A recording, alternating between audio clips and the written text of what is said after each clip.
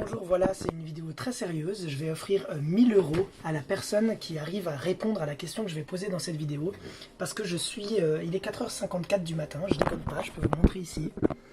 Voilà, 4h54 du matin, le 16 juin 2019. Et je viens d'avoir une question, parce que je réfléchis un petit peu le soir, avant d'aller dormir, je médite un petit peu, je réfléchis, puis j'ai une question qui m'est venue. Et j'ai tellement du mal à trouver la réponse que je suis prêt à payer 1000 € à la personne qui va me trouver cette réponse. Donc je vous invite à m'aider à trouver cette réponse. Donc j'étais en train de faire un tour sur Twitter et puis j'ai vu passer dans un tweet quelqu'un qui disait au sujet de la GPA, de l'IVG, de l'avortement, qui disait à quelqu'un qui répondait à un homme, en fait, pas d'utérus, pas d'opinion. Donc cette personne, en fait, elle disait à cet homme, en gros, t'as pas d'utérus, t'es pas une femme, quoi, tu fermes ta gueule, t'as pas ton avis à donner sur l'avortement. Ok, je veux bien, admettons que ce soit un prémisse qu'il faut vérifier, que ce soit un truc du débat sur lequel on doit se mettre d'accord. Bon, donc je commence à regarder ce truc, puis je me rends compte qu'il y a plein d'articles, en fait, qui relatent des manifs où on voit des pancartes où c'est écrit pas d'utérus, pas d'opinion. On voit plein de trucs du genre. Donc il y a même des t-shirts sur des shops féministes et LGBT qui vendent des trucs, pas d'utérus, pas d'opinion. Je me dis déjà c'est un peu bizarre parce qu'on commence à exclure il me semble que le féminisme en tout cas veut l'égalité, et donc là on exclut les hommes basés sur leur genre tout simplement en disant bah voilà vous êtes des hommes, vous n'avez pas votre avis à donner. Ok, très bien, peut-être, bon. Et puis je me dis mais il y a quand même un truc qui cloche, parce que là je vois une certaine Margot Collet qui reprend un tweet un passage d'une certaine Raphaël qui dit au milieu d'une émission à 3 hommes avec qui elle débat sur cette question, pas d'utérus, pas d'opinion. Alors je regarde qui c'est cette Raphaël, c'est Raphaël Rémy Leleu, porte-parole de Oser le féminisme. Désolé pour le focus de la caméra qui déconne un petit peu, je vais essayer de le verrouiller, comme ça n'arrivera plus, voilà. Donc je me dis, Oser le féminisme, je crois que j'ai déjà entendu parler de ce truc. Effectivement, c'est un truc assez gros, qui organise des conférences, avec des assemblées générales, qui a 45 000 presque followers sur Twitter, qui sont proches de plein de mouvements LGBT, de certaines figures du féminisme, comme Caroline de Haas et autres, chienne de garde, blablabla, blablabla. Bon, dont le but, bien sûr, très noble, est de déconstruire les préjugés sur le féminisme et éradiquer le patriarcat. Très bien, bref. Donc je me demande, si ce groupe féministe dit pas d'utérus, pas d'opinion, ça veut donc dire que si on n'est pas une femme, on ferme sa gueule. Mais en même temps, ce groupe qui est très proche de groupes LGBT, etc., font tous partie du même combat, se rassemblent dans les manifs, discutent entre eux, dialoguent entre eux, etc. Et là, je me dis, mais par contre, dans les trans, en fait, une femme trans qui est née homme et qui dit qu'elle est née dans le mauvais corps, est-ce qu'elle a le droit de donner son avis sur l'avortement?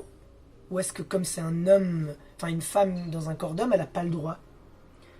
Ou est-ce qu'elle doit faire sa transition d'abord pour pouvoir être pleinement une femme?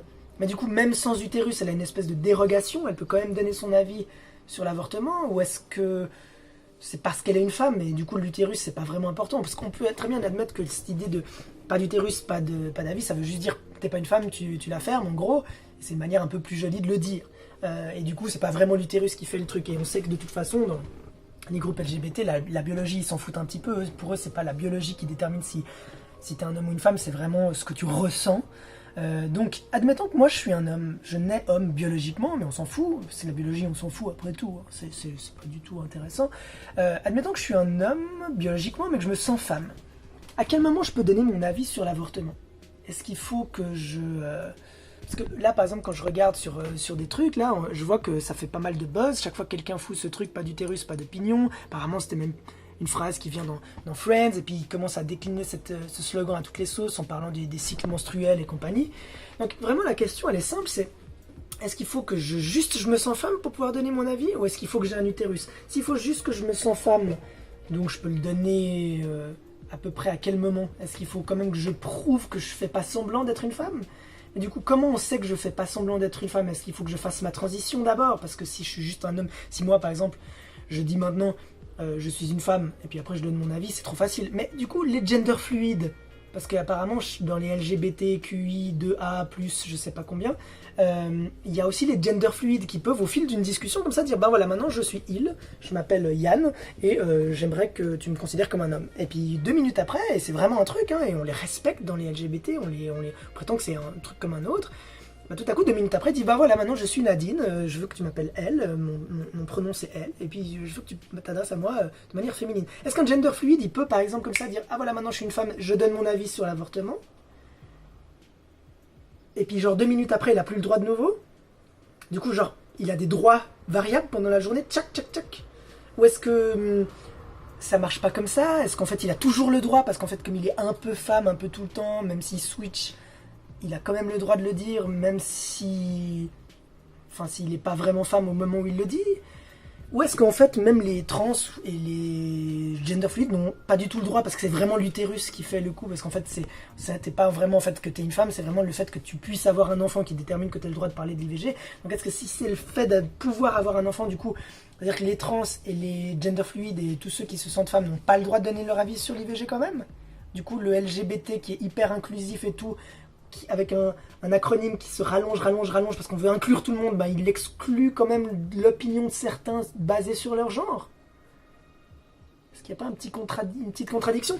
Ou est-ce que si c'est vraiment l'utérus, du coup, admettons que c'est l'utérus, puis qu'on dit vraiment c'est le fait de pouvoir avoir des enfants qui fait que tu as le droit et qui légitime ton opinion sur l'IVG, est-ce que du coup les femmes biologiques qui sont nées femmes mais qui ont une maladie rare, qui n'ont pas d'utérus, elles peuvent quand même pas donner leur avis?